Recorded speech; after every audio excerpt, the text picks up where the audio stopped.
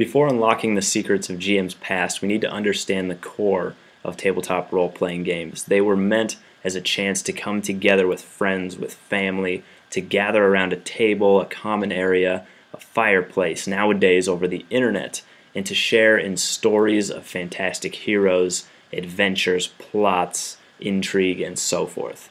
But there also exists the core of them in suspending the disbelief. We know these people, these places, these items, these plots, we know they are not real outside of our imagination, yet we are willing in a good campaign or in a good game to suspend that disbelief for the enjoyment that is found. Suspending disbelief starts with logical consistencies in a game world. And in a game, these people, these items, these places, they need to be logically consistent or plausible so that we can accept them and we can make it easier to suspend that disbelief and focus on the enjoyment of the game. When we can do that, we can empathize with creatures and people that don't exist. We can share emotions. And the more immersed you get, the more fun you're having, you're approaching the ultimate goal of tabletop RPGs. Now, a quick warning on something that you need to watch out for, and that is Deus Ex Machina, or the gods in the machine. In ancient Roman and Greek dramas, gods would be introduced into them to resolve plot issues that had gotten out of hand. This is neither logically consistent nor is it plausible, which takes the audience, or in this case takes our players, out of that suspension of disbelief. Their focus shifts from the game and from the fun they're having to, how did this happen? This is not consistent.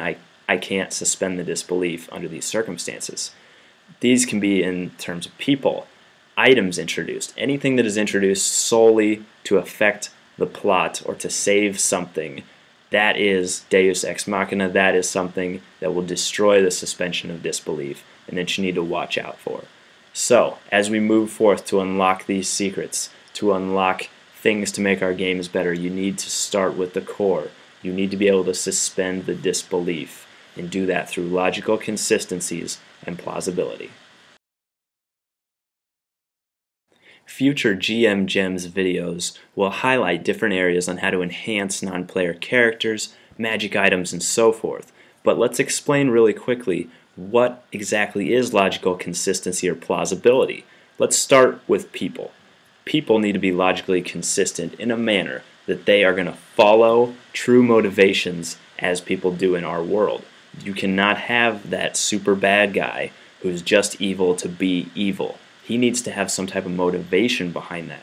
More often than not, evil characters are going to believe that what they're doing is for the better. Places need to be logically consistent and plausible. If you have a settlement, where's their water supply coming from? Where is their sewage, their trash? Where is it going?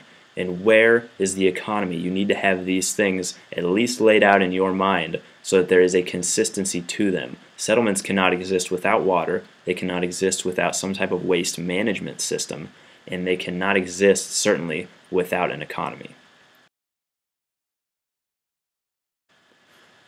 Monsters, dungeons, and the likes there. Monsters should be part of some type of food chain to be consistent. Certain creatures are going to run away from armored characters that have weapons, heavy armor clanking around, while other monsters see them as food. Now, if you get into things of dungeons and that sort, dungeons also need to have some type of water supply, something to keep them believable to the characters. Monsters don't just lurk in dungeons to attack heroes trying to get through them. They're there for a purpose. They're there for a reason. What is that? That is what will provide the logical consistency we're talking about and aid in the suspending of the disbelief. Ultimately, trial and error are going to lead to what you can notice in your players and in your game to lead to that suspension of disbelief. You're going to learn things that will help your game but may not help someone else's. So through experience and through the advice you find online, books, anywhere, strive for that suspension of disbelief and you won't be sorry you did.